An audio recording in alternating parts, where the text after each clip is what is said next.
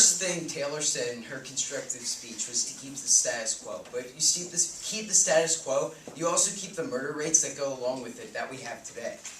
Our plan doesn't breach people's Second Amendment rights. They do have the constitutional right, and it won't be taken away.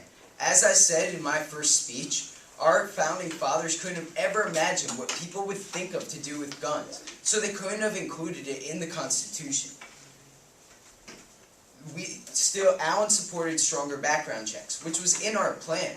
He supported us with that one. How do you decrease outside influences? Things like environmental influences or natural things that can't be fixed will never be able to be fixed, and you can't change them to influence people differently than they already are. Mentally unstable people a lot of them, maybe people that are more psychotic on that edge, don't exactly always have a conscience, so you can't prevent their motives from happening because most of the time they don't have a motive.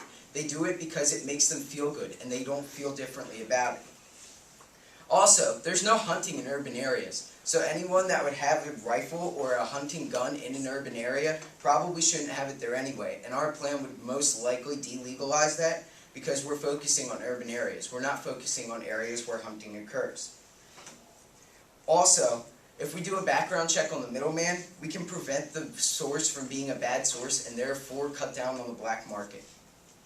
In conclusion, gun laws in urban areas should definitely be made stricter for all of the reasons that all of you have been presented with. We need to lower the murder rate, lower child mortality, and keep mentally unstable people away from guns for the sanity of our country and the welfare of our people. Having unlawful guns is like having a huge boulder over our heads at all times. And once there's a federal law in place to lessen the load, we will all be tossing that pebble as far as we can. Vote negative. Thank you.